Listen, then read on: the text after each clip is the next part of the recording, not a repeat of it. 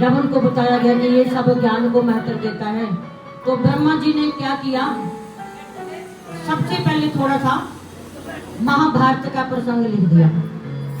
जबकि महाभारत की कथा आपको बताते हैं 7वें दिन आती है, लेकिन ये छोटा सा भाव पहले ही लिख डाला। आपको पता है कौरव 100 थे, पांडव 5 थे। द्रौपदी को बहुत बड़ा आशीर्वाद मिला था, इसलिए पांडव कहते हैं ना, जिसने आशीर्वाद दे दिया, कहते हैं दवा से तो दुआ ज्यादा फलती है। उसने आशीर्वाद दे रखा था। तो आगे की कथा आगे आएगी, जो ब्रह्मा जी ने पहले लिखी है। ये मत सोचना कि महाभारत की कथा क्या पहले लिख दी थी, लेकिन ब्रह्मा जी को जब बोला तो ब्रह्मा जी ने क्या सोचा कि कलयुग में भी ऐसे महाभारत होंगे, तो उन्होंने छोटा सा प्रसंग पहले ही लिख दिया था। मुझे भागवत महापुराण की जय।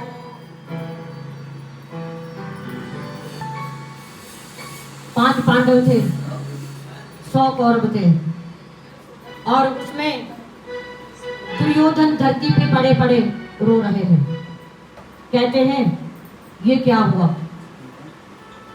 पांडव तो 5, वो पांचों के पांचों बच गए, और कौरव 100 थे, वो 100 के 100 ही मर गए। ये कैसे हो सकता है?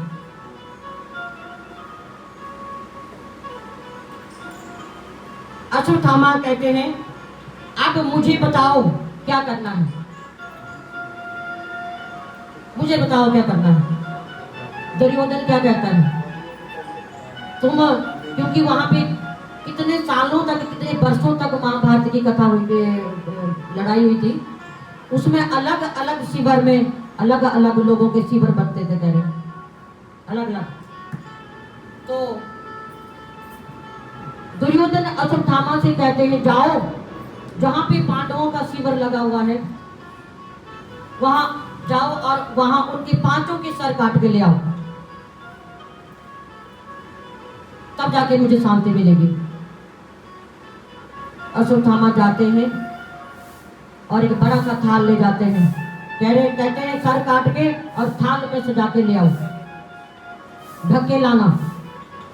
अब वो गुस्से में जाता है, उसको नहीं पता ना, उसने मुंह खोल के देखे कि ये पांडव है या उनके बच्चे हैं। पांडवों को छोड़ के उनके 5 बेटों के सर काट के ले आते, थाल में ढक के उठा के ले आते हैं दुर्योधन के पास। आगे ये लो, मैं 5 पांडवों के सर काट के ले आया। दुर्योधन कपड़ा हटा के देखते, एकदम चिल्ला पड़ते हैं, अरे अश्वत्थामा ये तूने क्या किया? जो बुढ़ापे का सहारा बन सकते थे हम, पितरों को जल दे सकते थे, उनके सर काट के ले आए। जिससे वंश चलता है वही सर काट के ले आए। हमने तो तुम्हें पांडवों के सर काट के लाने के लिए बोला था, ये नहीं कहा उनके बच्चों के सर। महाराज गलती हो गई, अब क्या करें, गलती हो गई।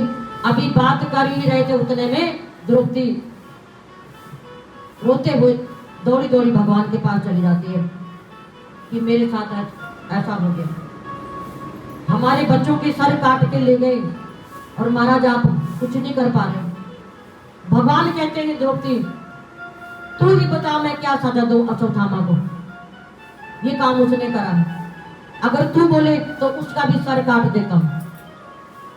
देखो उस मां को देखो, द्रौपदी ने मना कर दिया, नहीं महाराज आप बदले की भावना मत रखो। महाभारत तो अलग तरीके से शुरू हुआ था, उसमें भी जैसे अब बोलते ना ईगो हर्ट हो गई, ऐसे ही ईगो हर्ट हुई थी। तब उसी से ही द्रौपदी के चक्कर में महाभारत शुरू कर दिया था जानबूझ के, लेकिन द्रौपदी ने मना कर दिया, नहीं महाराज मैं बदला नहीं चाहती। जैसे मैं अपने बच्चों के लिए मैं रो रही हूं, मैं नहीं चाहती अश्वत्थामा की मां भी वैसे ही रोए। भगवान ने कहा तो बता क्या करोगे? भगवान ने कहा चलो, वहां पे पिता मां सो रहे हैं, उनका जो आशीर्वाद जो द्रौपदी ने लिया था, इसी से ही जो उन्होंने बोला था अखंड सौभाग्यवती भव द्रौपदी को, तो इसी से ही उन 5 पांडवों की रक्षा हुई थी। तो ये ब्रह्मा जी ने लिखा। अब द्रौपदी आती है, भगवान के साथ और पितामह सो रहे होते हैं, क्योंकि शाम को जब युद्ध खत्म होता था तो सब अपने अपने शिविर में आराम करने के लिए कि कल सुबह फिर दोबारा युद्ध शुरू होगा। अब वो आंख बंद करके अपना हाथ भी आंखों पे ढक के सो रहे थे, सोच रहे थे कि क्या अब हम कर तो रहे अधर्म का ही काम, लेकिन अब क्या करें, करना पड़ रहा है, जब युद्ध है तो युद्ध तो करना है। उतने में भगवान ने द्रौपदी को सिखा के भेजा, जाओ और उनके पैर सोते सोते ही, कहते हैं ना सोते हुए के पैर नहीं छूना चाहिए, तो उसी दिन से उनकी मृत्यु का न्योता भी आ गया था पितामह के। उन्होंने पैर छुए और कहते बोलना कुछ नहीं है, पैर छूना है और वापस आना है, लेकिन पैरों को स्पर्श करना है, पता चले कि पैर कितने छुए।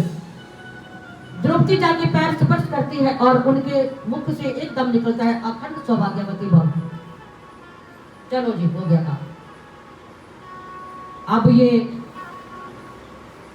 सोचते हैं ये काम किसने करा, क्योंकि अपने शिविर से ही कोई आ सकता है, दूसरे के शिविर से कोई नहीं आ सकता, लेकिन उन्होंने ध्यान लगाया तो सोचा ये काम भगवान के सिवाय किसी ने नहीं करवाया, ये पक्का भगवान ने ही कराया। ये पैर छू के चली गई और मैंने आशीर्वाद भी दे दिया। अब भगवान के आगे हाथ जोड़ लेते हैं पितामह। भगवान बोलते हैं प्रतिज्ञा बड़ी या आशीर्वाद बड़ा, तो कहते महाराज ये तो आशीर्वाद ही बड़ा हो जाएगा, मैं प्रतिज्ञा क्या करूंगा।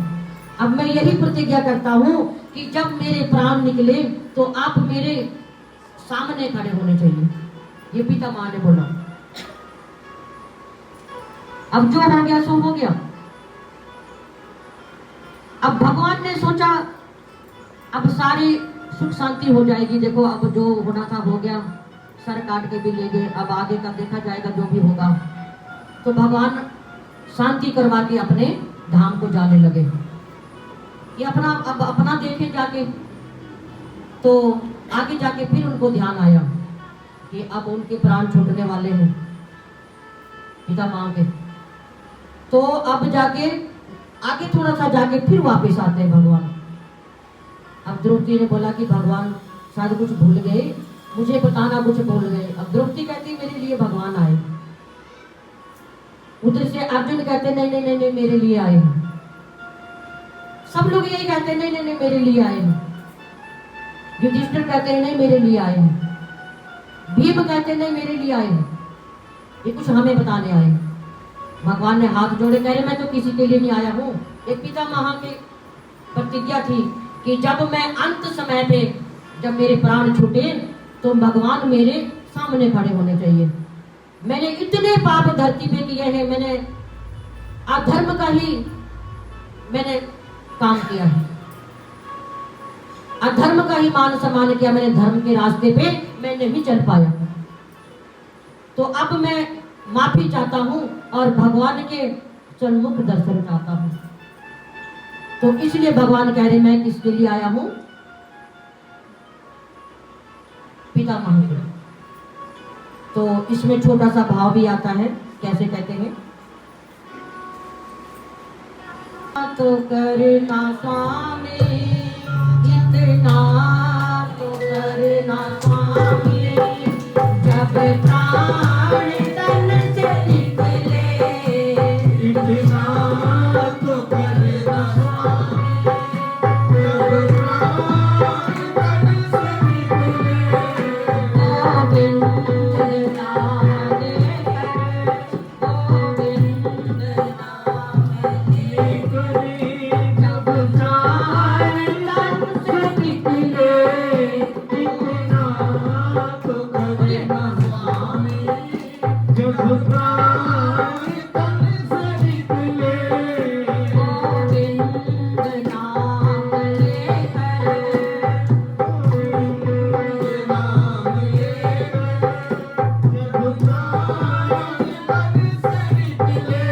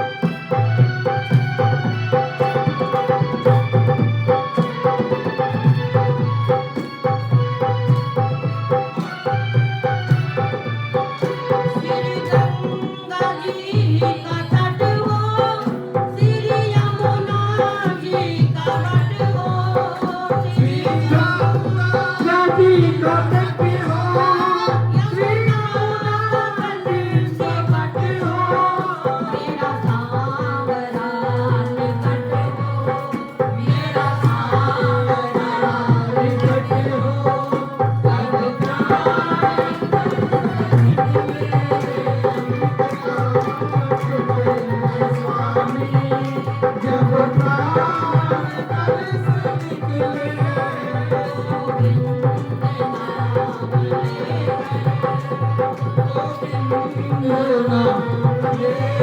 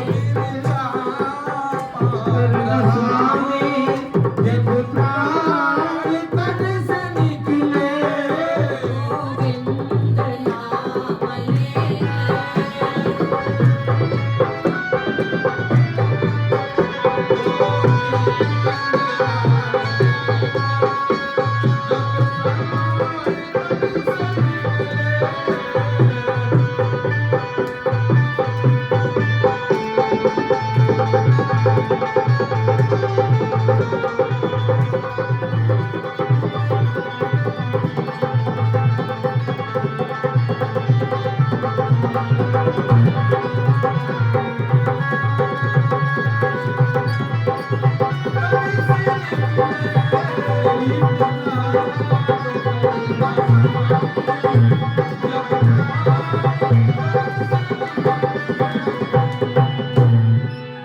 महापुराण की जय। कहते हैं कितना भी राम का नाम लेते होंगे, कृष्णा का नाम लेते होंगे, लेकिन अंत समय पर मुख से राम नाम बड़ी मुश्किल से निकलता है। कहते हैं कितने हजार बिच्छुओं के काटने से भी इतना पीड़ा नहीं होती जितना प्राण निकलने में पीड़ा होती है। ध्यान राम की तरफ कम जाता है, मेरा बेटा, मेरी बेटी, मेरा पति, मेरे बच्चे, मेरी बेटी, सारे रिश्तेदार, सबकी तरफ ध्यान जाता है और भगवान की तरफ ध्यान नहीं जाता है। लेकिन अगर हमने अच्छे कर्म किए होंगे तो भगवान हमें परम धाम ले जाते हैं। यही अच्छा बुरा लिया दिया उस टाइम पे काम आता है। अगर हमने पूरे जन्म में जितना दिन हम जीवित थे तो हमने अच्छे भाव रखे हैं और सबकी सेवा करी है, सबकी हेल्प करी है, तो ये अंत समय पे कहते हैं भगवान अपने धाम को ही ले जाते हैं। लेकिन कोई 100 में 10 लोग ऐसे होते भी होंगे जो अंत समय पे कहते हैं मुख से प्राण निकलते हैं तो कहते हैं उसने राम राम जरूर बोला होगा। विश्वास की बुनियाद पे दुनिया टिकी है। हम तुमने क्या देखा?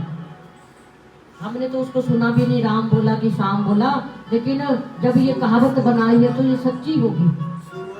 मुख से प्राण निकलना कहते हैं राम नाम अंत समय पे निकला होगा।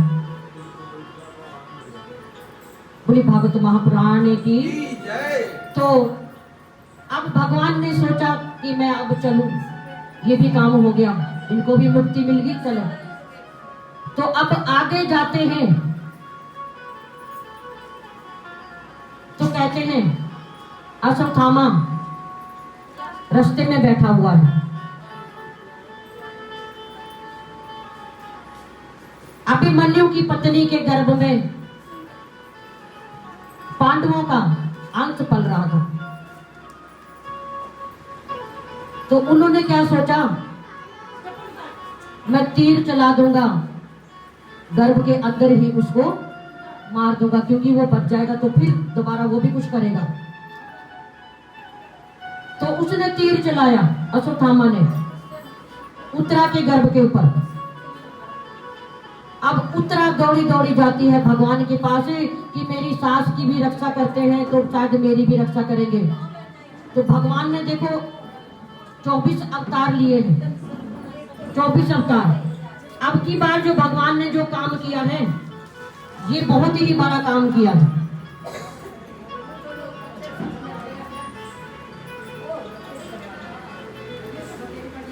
श्री कृष्ण गोविंद हरे मुरारे, हे नाथ नारायण वासुदेवा।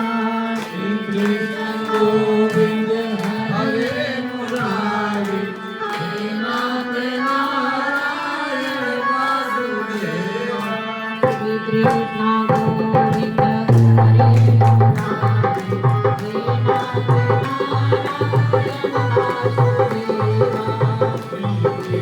गोविंद हरे मुरारी, हे नाथ नारायण वासुदेवा। श्री कृष्ण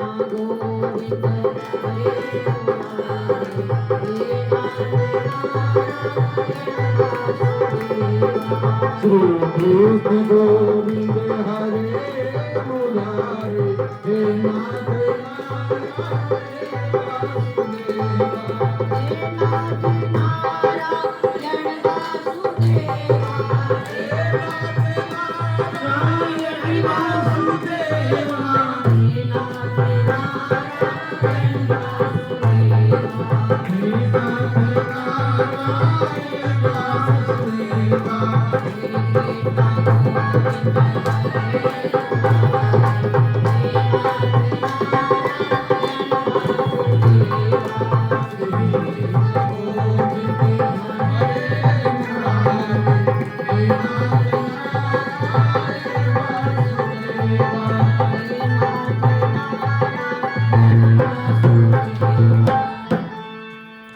तो उत्तरा दौड़ी दौड़ी भगवान के पास आती है, मेरी रक्षा करो, मेरी रक्षा करो।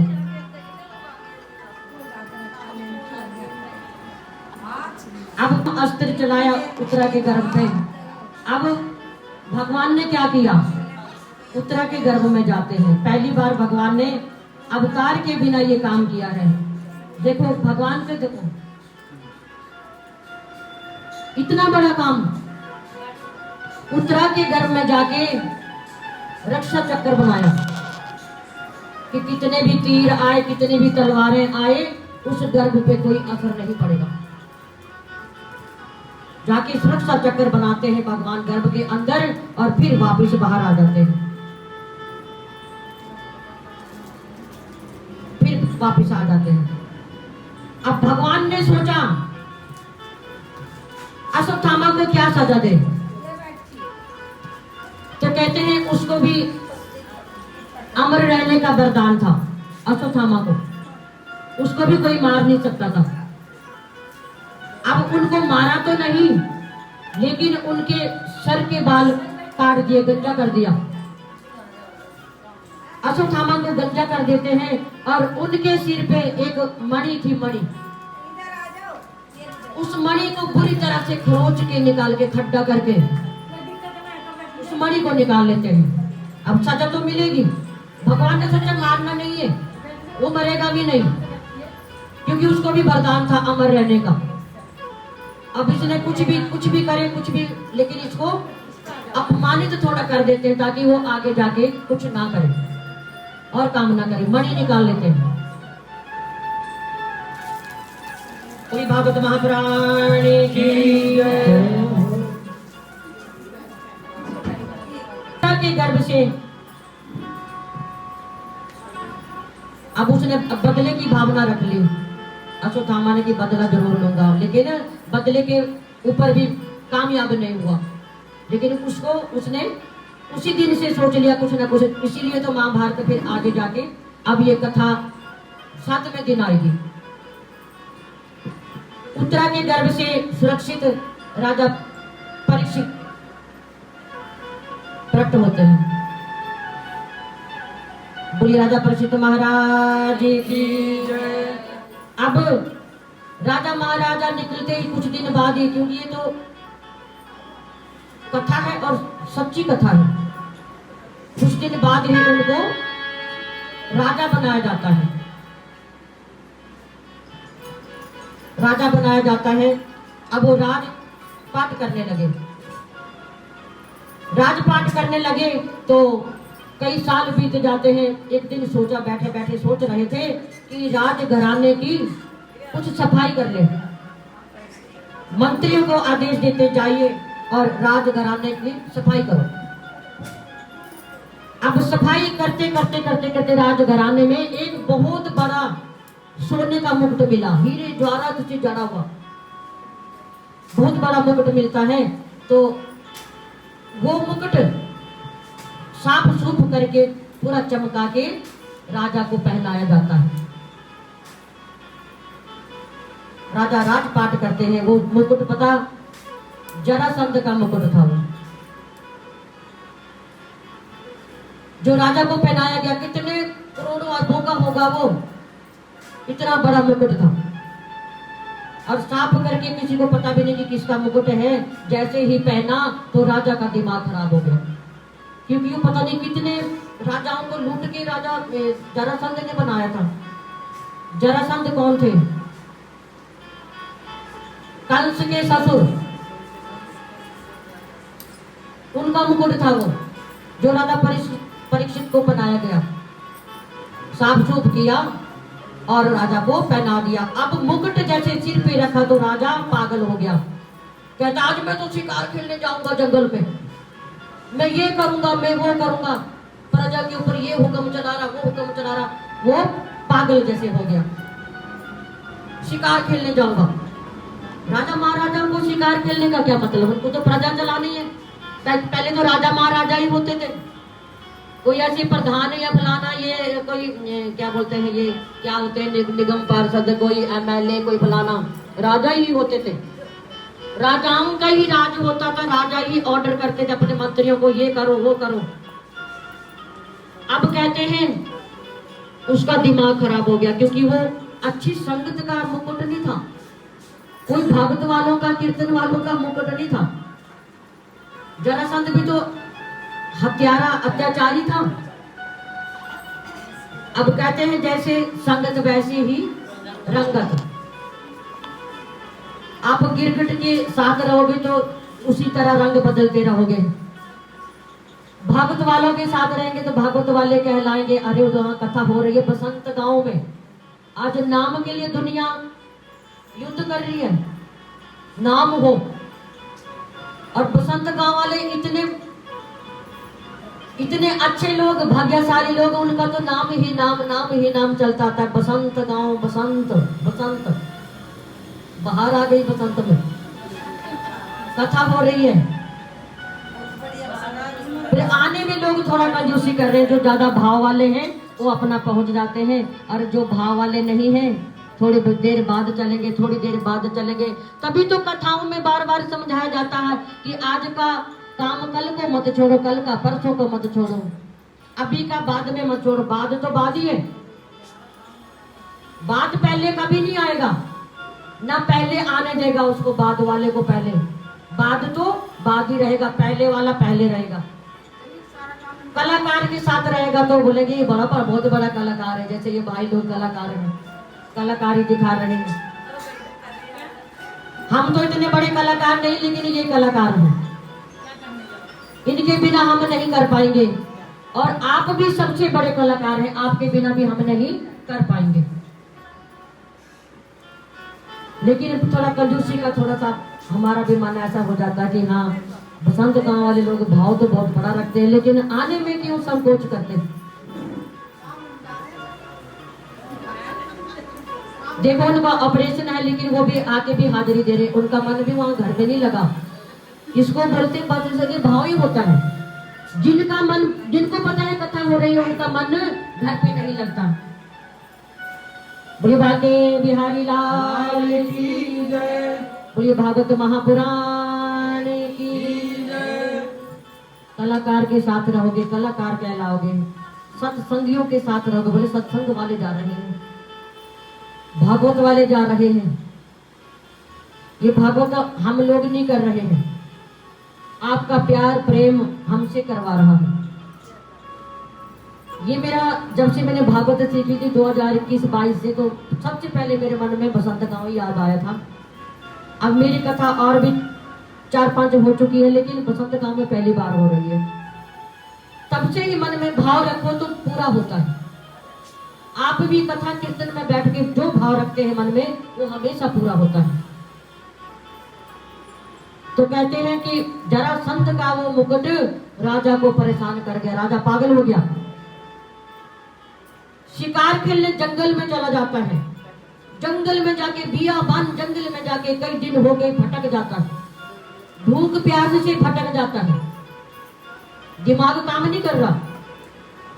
अगर आप यहाँ से कहीं घूमने चले जाएंगे और कथा में नहीं आएंगे तो भगवान तुम्हें थोड़ा सा परेशान तो करेगा। अरे मेरी कथा वहां हो रही थी और आप वहां से निकल के जा रहे थे, कहीं ठोकर लग जाएगी, हो सकता है हम गिर जाए, छोटी मोटी हमें चोट भी लग जाए, ये होता है।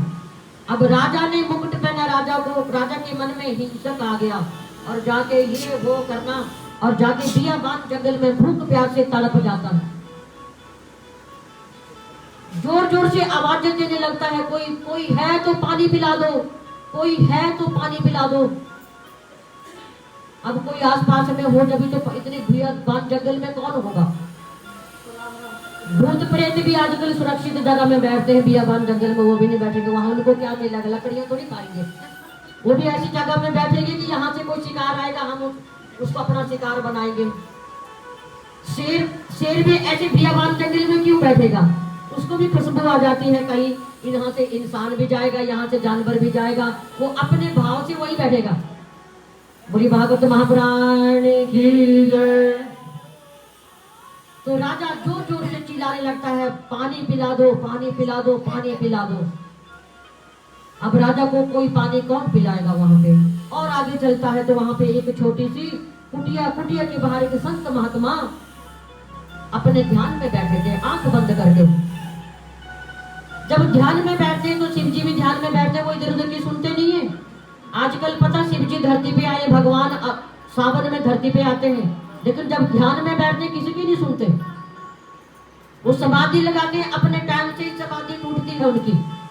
ऐसे ऋषि मुनि भी, महात्मा भी ऐसे ही सच्चे महात्मा है, नहीं तो भेष बदल के कोई ना कोई आता रहता है।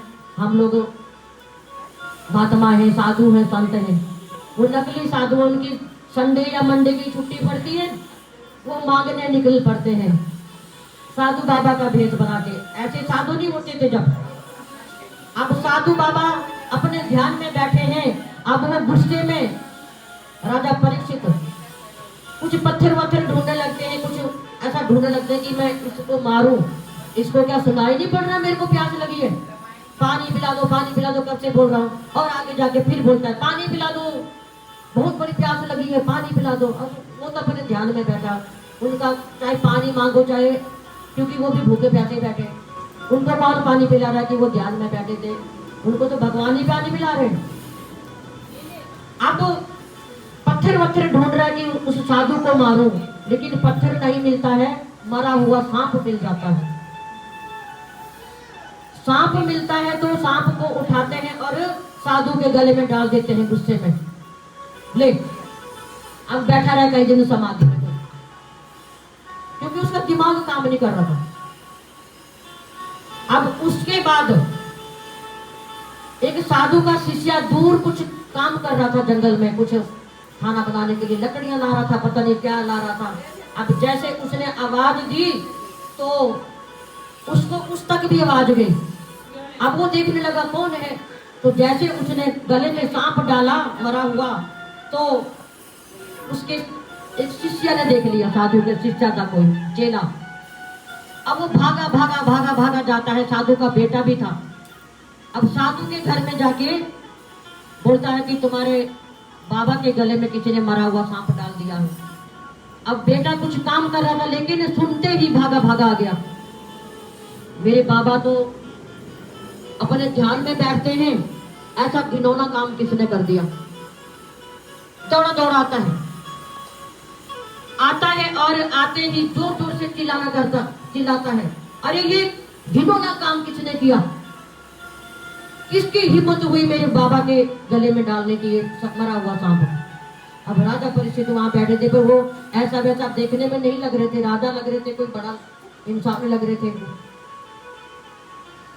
अब जैसे ही उसने श्राप दिया, कहते पहले तो योग से भी काम होता था, जिसने जो बोल दिया था उसको। किसी ने बोल दिया तू मरेगा तो मरेगा, किसी ने बोले तो जिंदा है, तो अमर होगा तो अमर है, क्योंकि भाव थे और अंदर ताकत भी थी कहने की, कहना सुनना पूरा होता था। अब उसने बोल दिया जिसने भी ये काम किया है उसकी 10 दिन के अंदर अंदर सांप के काटने से मृत्यु हो जाएगी। श्राप दे दिया, मैं श्राप देता हूं। अब साधु का बेटा भी साधु जैसे तो होगा। अब वहां पे ऐसा सुनने के बाद बहुत ज्यादा ऋषिगण इकट्ठे हो जाते हैं। ये श्राप जो मिला है इतने जोर से गर्जना के साथ जो श्राप मिला है, एक इसको श्राप मिला है, ये काम किसने किया होगा।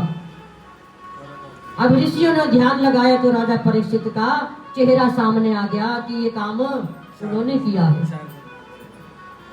वो बोले ये तो राजा है, ये तो सबके राजा है, ये काम नहीं कर सकते ऐसा। अब उनको क्या पता जो उन्होंने मुकुट पहना है वो जरासंध का मुकुट है, किसी को ये नहीं पता, लेकिन सब उनके लिए कामना कर रहे हैं। अरे ये तो 10 दिन के बाद इनकी मृत्यु हो जाएगी, अब इनके लिए क्या करें, क्या किया जाए। ऋषिगण इकट्ठे होते हैं, कह रहे इनको तो बचाना पड़ेगा, इनकी मृत्यु हम होने नहीं देंगे। बोली भागवत महापुराण की जय,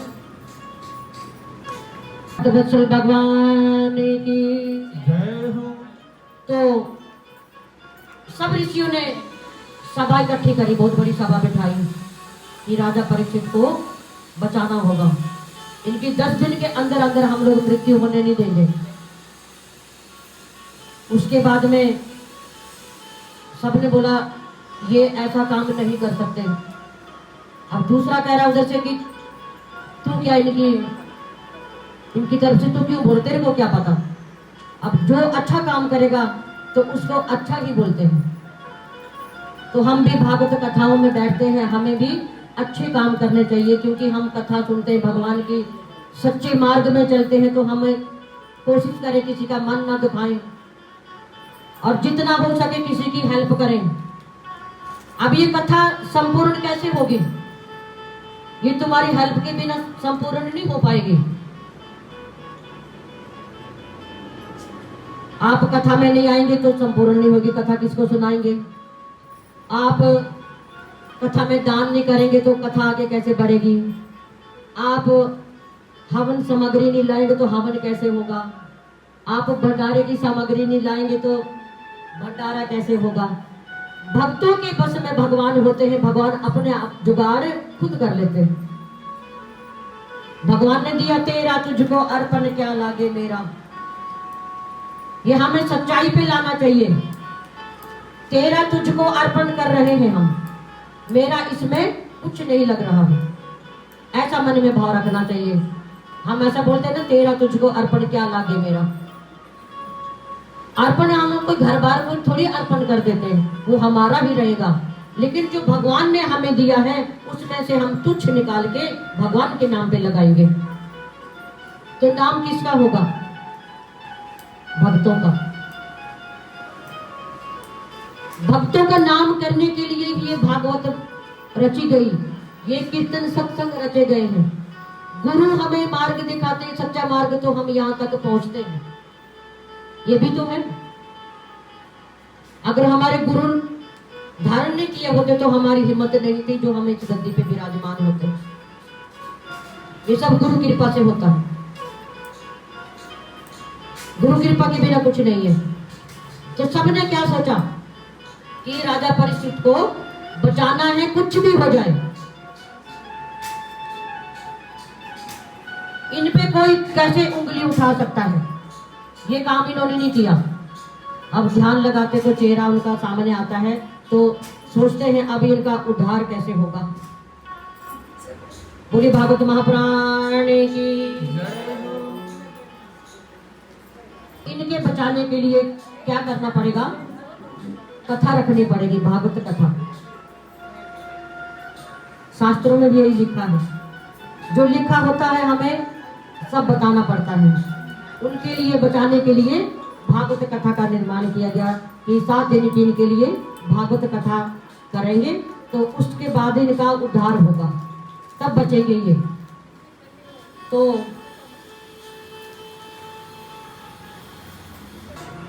प्रार्थना करते हैं कि आप श्री भागवत कथा सप्ताह पारायण सुनाए। 7 दिन की कथा से ही उनका उद्धार हो जाएगा। अब आज से 7 दिन की कथा श्री सुखदेव जी मुनि सुनाते हैं राजा परीक्षित को। बोलिए सुखदेव मुनि महाराज की जय। तो सुखदेव जी कथा कहते हैं, सुनिए। राजा दक्ष की बेटियां, उनकी एक बेटी का नाम दीति था, दीति, और उनका विवाह कश्यप से हुआ। वो शाम के समय, कई दिन बीत जाते हैं, उनके कोई संतान नहीं थी। शाम के दिन एक दिन बोलने लगी, बोले भागवत महापुराण की। दीदी अपने पति से कहने लगी, महाराज बहुत दिन बीत गए, कोई वंश आगे चलने वाला नहीं है। पुत्र कामना से कश्यप से कहती है। अब वो ऐसे समय पे कहने लगी, शाम का समय था, जैसे बोलते ना शाम का समय है, धूप जोत का समय है। इस टाइम में कोई गलत काम नहीं करेंगे, झाड़ू नहीं लगाएंगे, पोछा नहीं लगाएंगे। तो वो समय ऐसा था कि उस टाइम पे सबके घरों में ठाकुर पूजा होती थी। दीदी श्री कृष्णा राधे राधे राधे राधे गोविंद राधे राधे राधे राधे गोविंद राधे गोविंद राधे गोपाल राधे गोविंद राधे गोपाल राधे राधे राधे राधे गोविंद राधे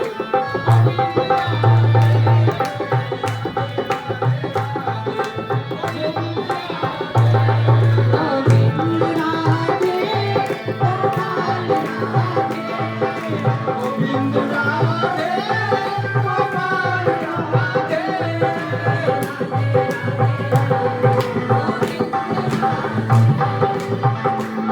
राधे राधे गोविंद राधे